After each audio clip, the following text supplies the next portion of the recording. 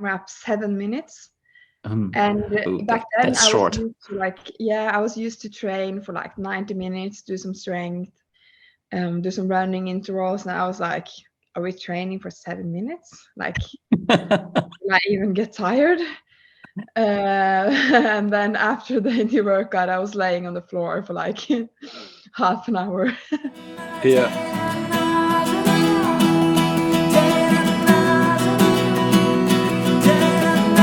Yeah, but that's also good. Like, I'm really excited that we make it happen now, because we both been on a crazy ride these days.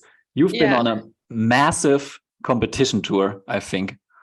Yes, I have. That's crazy. I was thinking, first you went to Madrid, I think, then Dubai, and now the latest was the IF3 World Championships in Mexico, I think, no? Yeah, that's correct. And some other things in between, or Rogue actually also. Oh yeah, Rogue too, yes. And I had nationals the week after Madrid. Nationals in it's in Norway. It's to qualify for the Worlds, kind of. Oh, okay. That's pretty close to the Worlds, isn't it? Yeah, just some months before. Wow. Yeah. Yeah, you Norwegians crushed the Worlds, I think. Yeah, it was fun.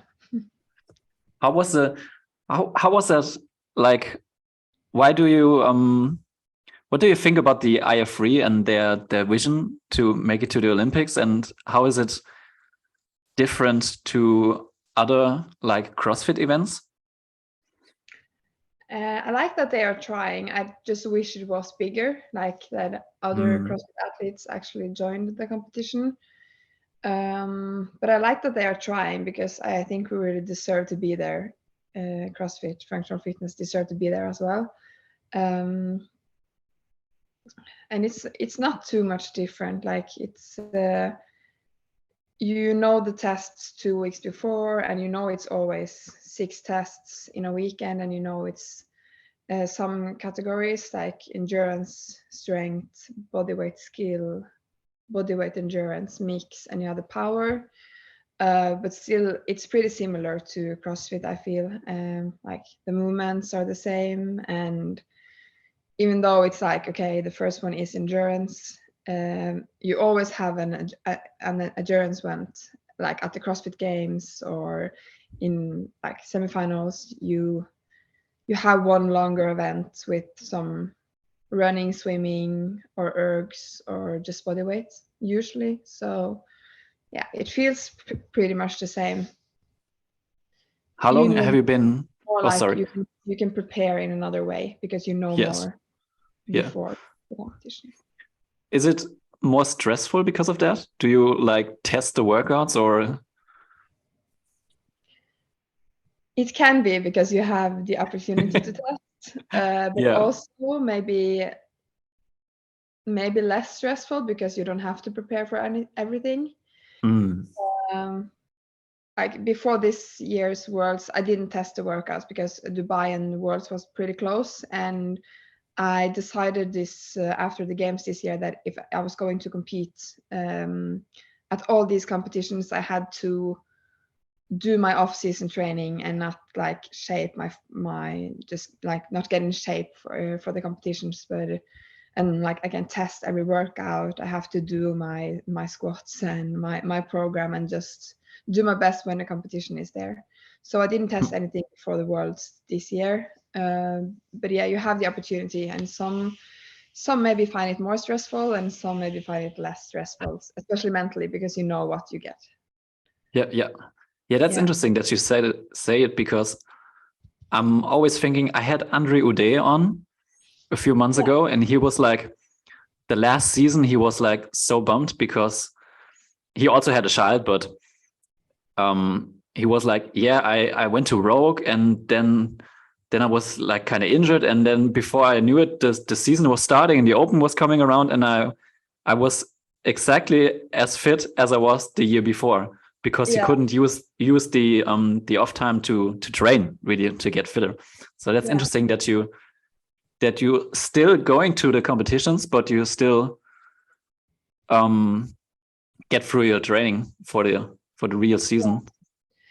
Because I know like the game season this year in 2023 is more important, and I know I have some weaknesses I have to work on. So of course, I guess the training would have been a bit better if I didn't compete, but I think we managed to train pretty good, especially from the games and until Dubai. And now it's been many weeks off, and I might be a bit overtrained, but I have the from now until semifinals and not doing any competitions. So no Waterpalooza.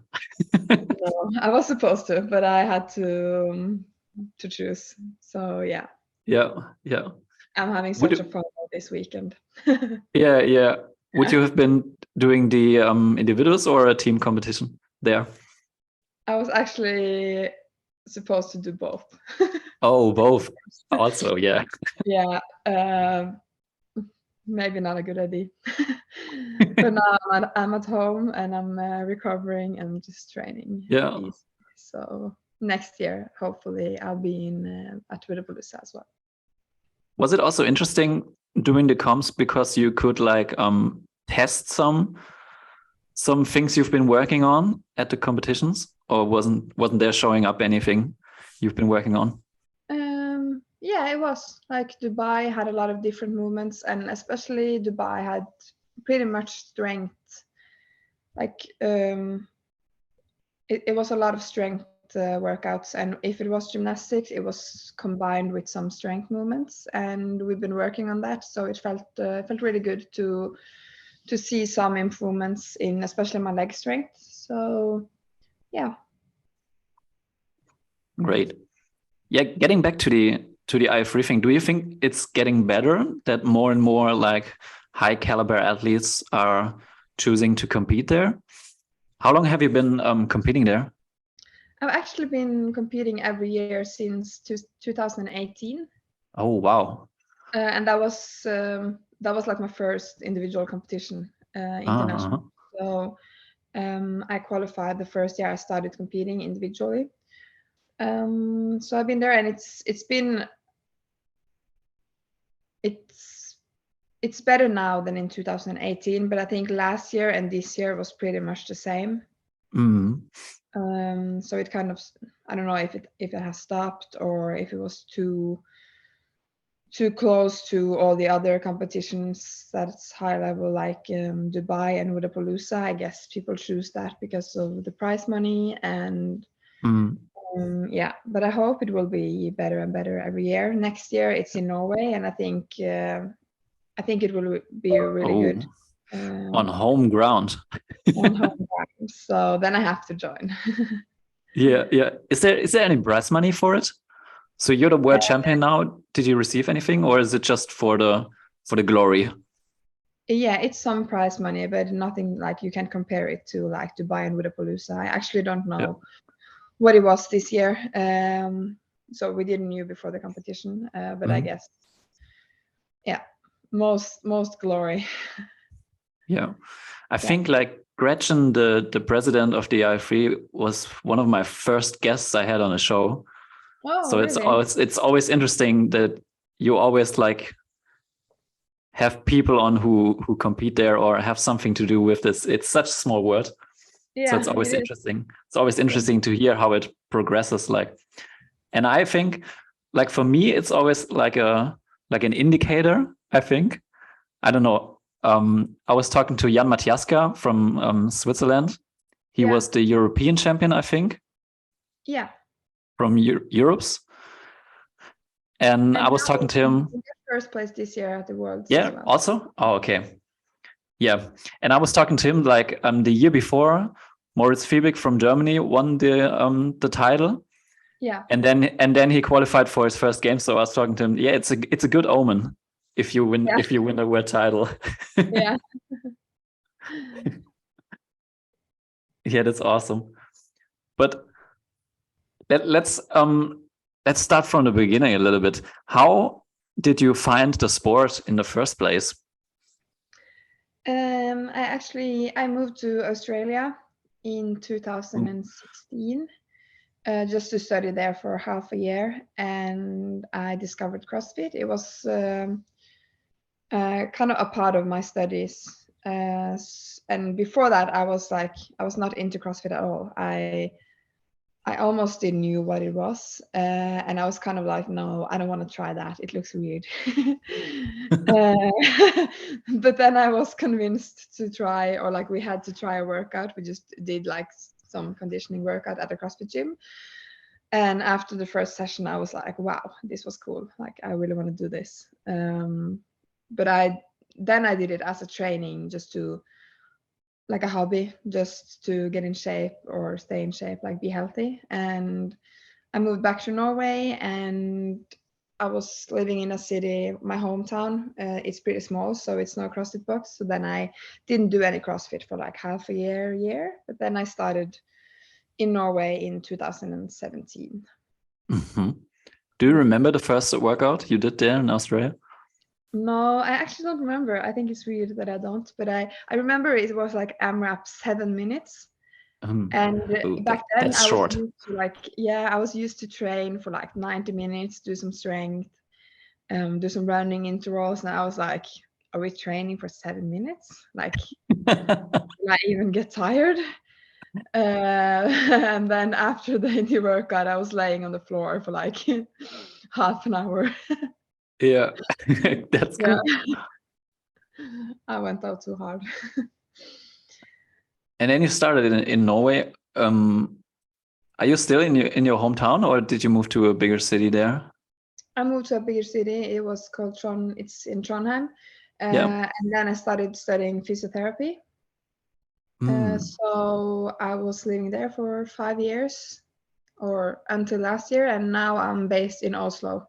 So I moved here last November to be a full-time athlete, and I have all the other athletes in Norway are based here and train at CrossFit Oslo, and I have my coach here and my mental coach and just physiotherapy and everything, like all the team around me. So it's been some changes last year.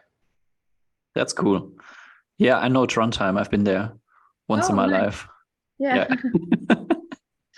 I always find it like Norway for me is really fascinating because it's such a beautiful country from the countryside, but there's so little people. Like, yeah, I know. Like, what's your population? I think it's like, I don't know, like 5 or 6 million or something like that. Something like that. Yeah. Like if you compare it to Germany or I don't know, Spain, like Madrid, Paris or Berlin, they almost have as much people in one city as in entire Norway. So I find it fascinating. Yeah. But it's so cool. It's so cool. Yeah.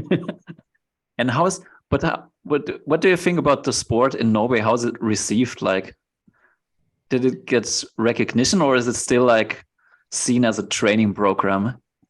No, I think like the last couple of years, it's been like more and more popular around people. I think it's it has gotten much bigger in Norway just the past years. Yeah, that's cool. Yeah, I find it really interesting because in Norway, especially, I think Europe in general is on a rise. Like this, I think this next semifinal in Europe will be one of the best, if not the best, like CrossFit semifinal competition ever. Like 60 athletes is gonna be insane. Yeah, like even at the games, there are not 60 athletes, there are like 40 athletes. It's gonna be like and the depth of the field is so deep. It's gonna be amazing. Like it's gonna be really nice. And I think Norway is like Europe is coming, but Norway is coming as well. I think it's a lot of Norwegian athletes that are doing pretty good now, and we have a really nice training community here. So and you have a really good team in CrossFit Oslo. Yeah, we have.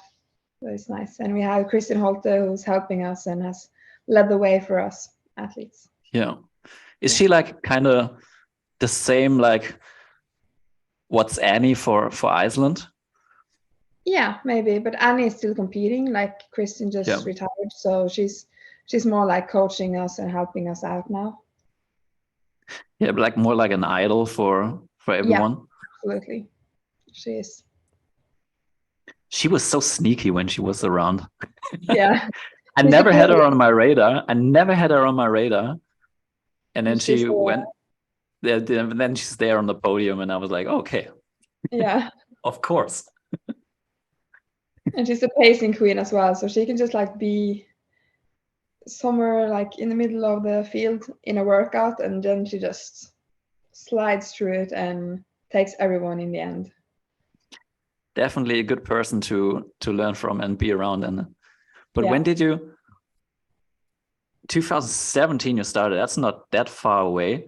And when did you realize that you could compete in it and that you want to do that? I don't know. I think it's like in the beginning I was like, no, I'm done competing, I'm just training. And then people just convinced me to do some team event, and I was like, okay, we can just do it for fun. And then suddenly in 2018 someone convinced me to join the nationals in Norway here, the functional fitness, and that was individually. And I think my goal was to like place top 20 or something, but then I placed 5th, I think, and I qualified for the worlds. And maybe then I realized like, oh yeah, maybe I can be pretty good at this. But I didn't think I was going to reach the CrossFit Games individually. So I was like, okay, maybe I want to try to go to the games as a team. So that was actually the plan, to just do team stuff and try to reach the games with the team. And I qualified back in 2020 when it was COVID with the program team. I think after that there were some new rules in 2021, and I couldn't be on a team because you had to be on the same affiliate. You couldn't have those super teams anymore, and then I didn't have any opportunity to go with the team. And then I was like, why? I can just try to go individual. And people were like saying, you can be really good, you should try. And then I got super motivated and I just went for it. And I almost qualified in 2021. Like, yeah, I was gonna say, like it was really close in 2021. Yeah.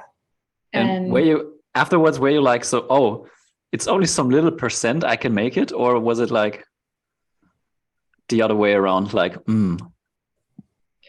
No, I was like straight after the semifinals, I was kind of disappointed because I felt like I didn't manage to do my best. I had some injuries and stuff, but I was also really motivated to try again next season, because I was like, okay, if I almost made it this year and I had some troubles, I can make it. So after a while, after some months, and after a surgery and stuff, I was like, okay, I'm gonna make it in 2022, and I just did everything I could to be the best.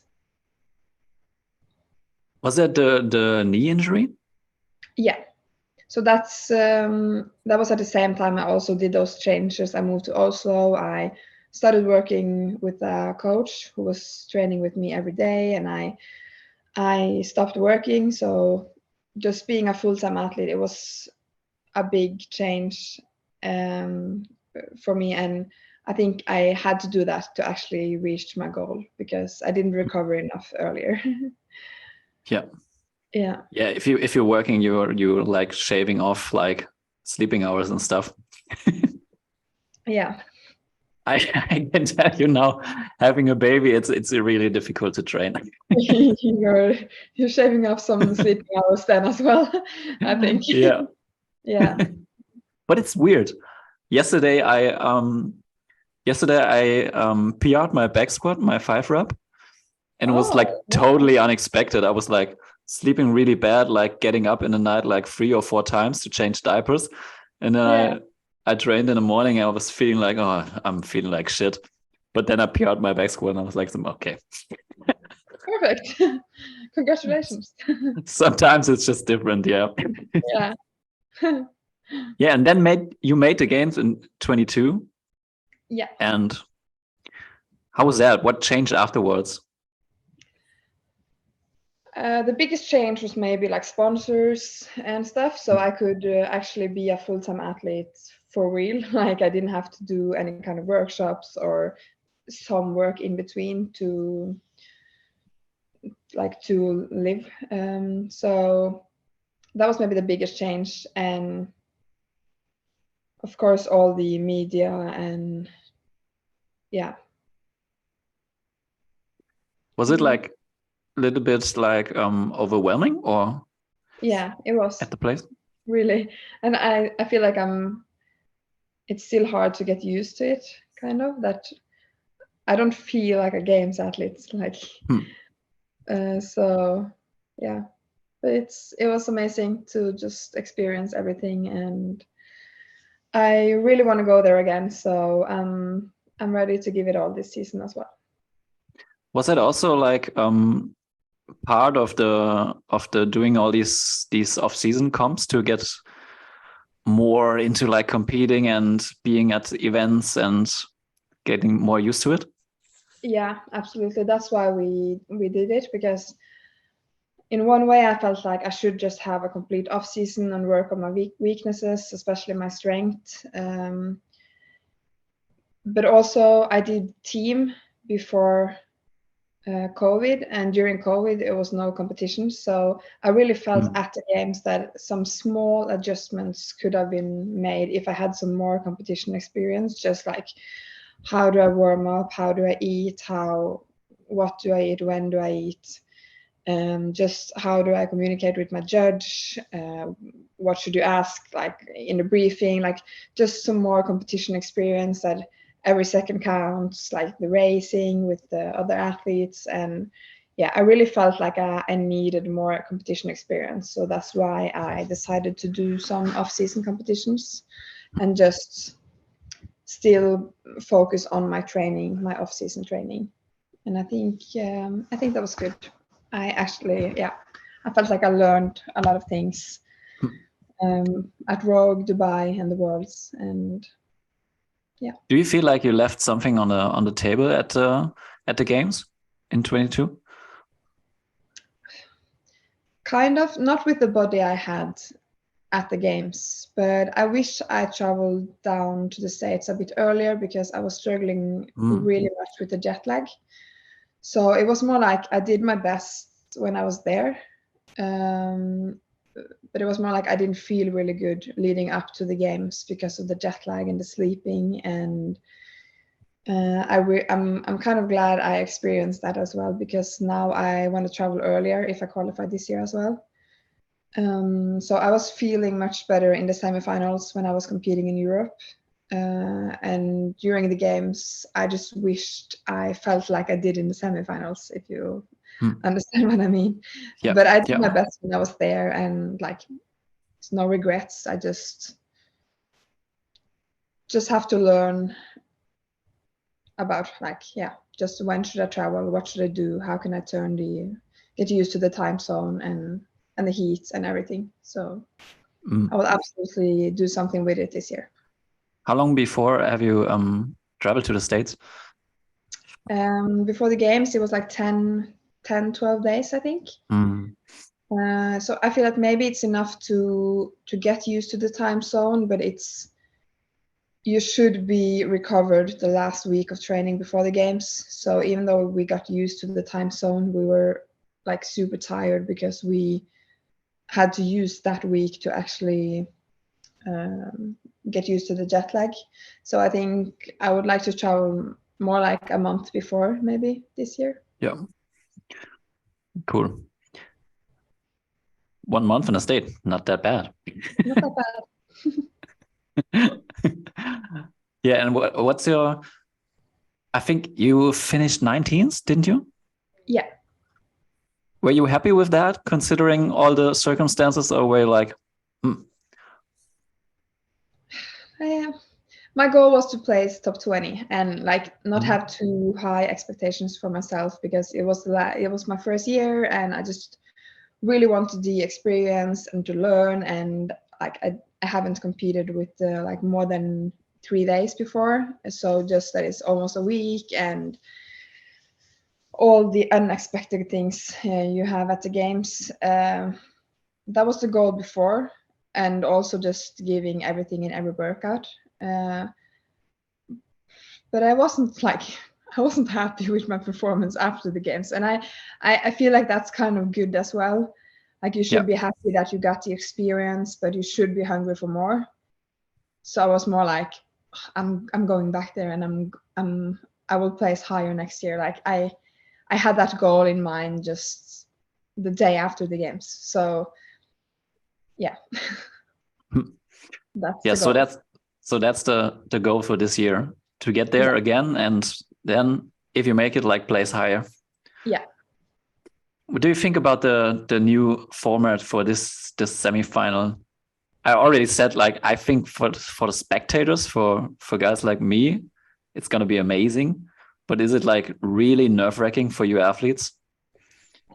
I actually like it. I think it's more fair that we have one big final instead of two, because it's just fair, because suddenly one semifinal is kind of harder than the other. And you feel like maybe 6th place is one athlete there should have qualified, but another 5th place did qualify from another semifinal, for example. So it feels really fair, and I think it will be good. And how is a lot of athletes. It's like 60 athletes, both men and men. So I just hope like everything is on time, and that the judges are good. Like they need more judges, so I hope they are good, and like the competition is fair. But I like that it's one semifinal. I do. And how are the rules? I think like 10 people go, or is it not set yet? It's 5, but it's like you have some strength of field tickets, kind of. Well, based on the quarterfinals and the Open, and I like that as well. I feel like it's more fair that we get some more spots for the semifinals than doing the last chance qualifier, because you have to do that in your own gym. So you can't have the assault bike or the sandbags, or like it's only like it's burpees, gymnastics, and like it's hard having other kind of movements. And also it's been only 4 workouts, so you don't have a complete test, I feel like. So and I hope Europe gets some spots. We have been doing really good in the Open and the quarterfinals, so let's just hope it's the same this year and we have some spots. I think they should change. I don't know what the rules actually are. Like I think like it has something to do with like participants and stuff, and I find that really like strange. Yeah, because I feel like Europe is absolutely coming in top of the sport, but it's not as big in Europe like for other people that only trains or has it as a hobby. And the Open is it's the first stage for the CrossFit Games, but also it's a big community thing in especially the States. I feel like every member who does CrossFit sometimes a week, they want to sign up for the Open. And I kind of feel that shouldn't affect who's competing at the games.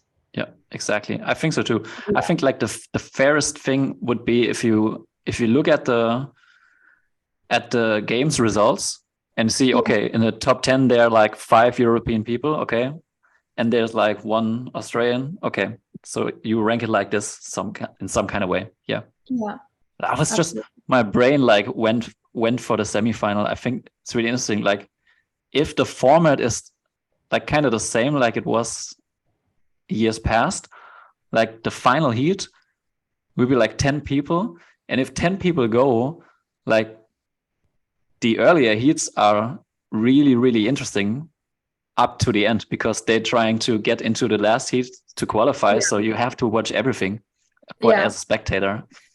I think it would be really cool that that okay, the right now the people in the last, or the athletes in the last heat, they have a games ticket, so it's really exciting to see, like, okay, she just slipped out of the last heat and she got in. Like, yeah, I think it will be, and for us athletes as well, as it will be really motivating to try to get that to the final heat. I just think how they want to do the ceremony afterwards. Do they have like a huge like for 10 people, like huge podium? Yeah, a podium. You can do like a cheerleading podium, like on top of each other. Yeah, it's gonna be insane. It's gonna be insane. Yeah, but I think it's gonna really, really fun. Yeah, it will be fun. And it's actually in Germany. Yeah, it's in Berlin. So I guess we're gonna be there. Yeah, I think so. Yeah. When it's gonna be around, it's gonna be in the summer, I think. Yeah, it's in the beginning of June. First week of June, I think. Yeah. In Europe. Yeah. I talked with my brother with it, and he's also like awaiting a child. And he's like, oh man, it's in Berlin, but no way my girlfriend's gonna let me off the hook for like 4 days. I was like, we have to go. Yeah, you should go. Yeah. But one last thing I wanna talk to you, like, which I find really interesting, like your knee injury. You have an entire chapter, an entire album on your Instagram for it, like from the start, like you showing the entire process of healing it. But I find it fascinating because you always come up so positive in a way, like showing everything and just being positive about it. Like, is it was that important for you to share this to the community, to show like, yeah, you can overcome this if you be positive and work hard? Yeah, kind of. And also for myself, just to look back at it and have everything in one space. I was actually really motivated after I had the surgery, because I had struggled with my knee like 2 years before, and it got better and it got worse. It got better, it got worse, because the problem wasn't fixed, but I did recovery things and I had to adjust the training. So when I first had the surgery, I knew like, now it's actually fixed in the knee. So this time I'm going to be 100% recovered, not only like 90%, not only good enough to compete, but now I will actually fix it for real. And then I was like, okay, this is just the beginning of something really good.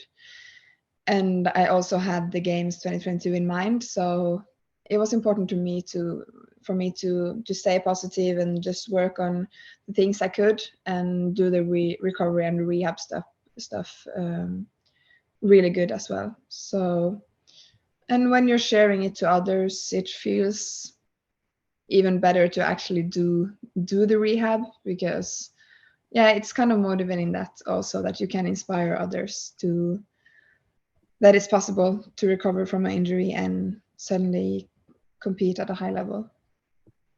Yeah, I find it really cool. I was looking at, what's this, like 63 weeks ago? What happened there? And I was, okay. And then it progressed.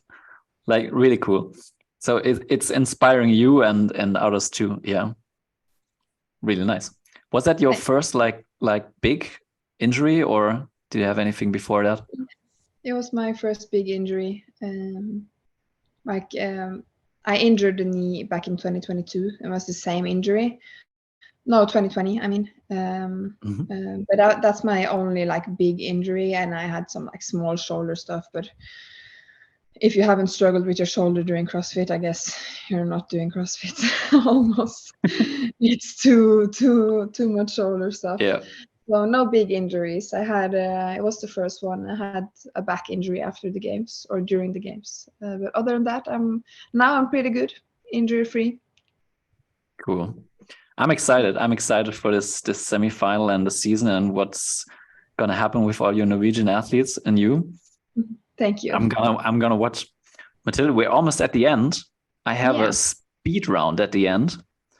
Okay. So I'm gonna tell you some questions and you answer as fast as you can.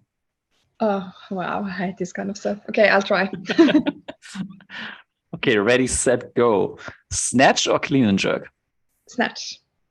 Tia Toomey or Iceland? Tia Toomey. Some fruit or no sugar? Some fruit or no sugar? Yeah. Some fruit. Fraser or Froning? Wow, I can't choose.